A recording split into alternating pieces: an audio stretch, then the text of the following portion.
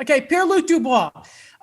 John Tortorella apparently told 971 Randall, who is, I guess they're I have not never heard of these guys, but they seem very reliable. 15,000 followers on Twitter. I think they're a And radio Friedman show. was backing some of this stuff up too. So, I think they're. listen.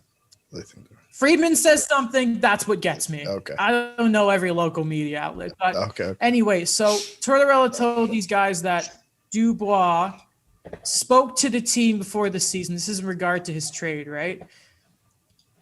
And simply Tortorella said he wants out. And Dubois hasn't told his teammates why he wants to be dealt. Now, again, people have said that maybe he wants a bigger spotlight. And I mean, it is Columbus, unfortunately. We've spoken about this before. And 31 Thoughts, oh, this is great. There was randomly out of nowhere, the 31 Thoughts guys released a new podcast today. Yeah. Shout out to Daniel, former 31 Thoughts guy over there, humble brag. And they talked about on the show today that apparently everyone sort of had this idea about Dubois that it was going to be definitely an after the season thing. But apparently teams have been very serious as of like now, and Kekalainen has been getting deals that have made him think. No specifics. He didn't name like this team has especially made this deal. Naturally, he mentioned the Jets and the Canadians are interested, and we're talking. But this Dubois stuff could happen sooner rather than later, guys. And I'm getting kind of excited about it. It'll be the most interesting part of the season. Because he could be a hab. Considering how dead the trade deadline may be, it very well could be. Where does he go, though? I mean, like, I'm thinking about this from Winnipeg's point of view. I know I just randomly threw it out there a few weeks ago. But what exactly does Laine – does it make sense for Laine to actually go to Columbus? Because it's Rick Nash all over again. For Columbus or for – Is Texier going to be his line mate? If like – For which side? I just wonder where actually makes – looking at maybe another team, one that I mentioned was linked. Daniel, do you see a real link that is it realistic that Dubois could go to an Anaheim? We know they have the assets. They have young centermen, which Columbus want. They could also provide them some defensemen. They've lost Nudavara and that. Do you see a real fit there? In a way, I think so. I think Dubois goes into a situation where the team is good enough that, they're not going to stay at the bottom for too long, and he can be that guy. That, we don't know what Trevor Zegras, if he's going to become quote-unquote next Ryan Getzlaf. Like, Dubois is a known commodity, but at the same time, we look at what Columbus would take back from that trade in terms of assets. Like, are they going to take a step back and try to get a bunch of these quality young guys that are eventually going to develop, but it's going to take a few years to get there? Because I also look at what they have in terms of salary committed and the years that are committed, like, a Cam Atkinson, a Savard, a Nyquist, a Bjorkstrand. Like, are these guys that want to be willing to stick around if they take another step back, trading away a homegrown, like, potential star in Pierre-Luc Dubois? Yeah, I mean, it would be so nice if they could actually keep a star around. Alex, do you see any other realistic fits for where Dubois could end up? Yeah, I think one team in the last couple of years, pretty much, has been the Rangers. See, that's an interesting one. It's just unfair at that point. Well, they were linked to Eichel, right? Oh yeah, for that hour where people were like, "Yeah, he's gonna get traded." Yeah. That's Bob my thought McKenzie process. with the late night I tweets. Think, yeah. I think that they'd be a candidate. I don't know if they'd actually do it. Like, I think they have assets that they could potentially give up, but they'd have to give up quite a bit to get Pierre-Luc Dubois. I don't know if it's necessarily worth it for them. It might be the better route for them to just develop the prospects they have. But it's a realistic target because they're looking for a guy to either be better than Mika Zibanejad or they're looking for a 1-2 punch, realistically. Like, they're looking for what Toronto has. They're looking for what Pittsburgh has. They're looking for what Tampa Bay has. Mhm.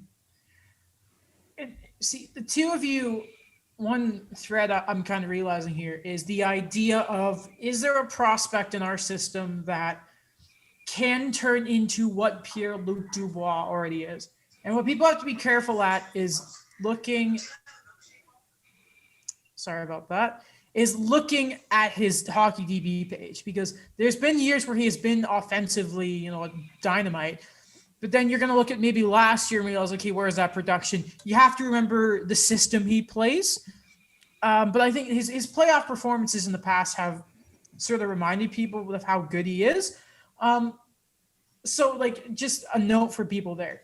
And the question of, do we have a centerman that it can be that good, and we don't know what he might be, could be a route for the Canadians to make that move. Now, naturally, when a big centerman becomes available over the past few years, they've been linked to them. And when he's French, that's another layer. And of course, if Columbus had picked Jesse Puljujarvi, Dubois would actually be a Montreal Canadian by now. It's a long story dating back to the PK Subban trade between the Canucks and Montreal that never happened. But Jarmo screwed that whole thing up. So in separate timeline, he's actually a Canadian.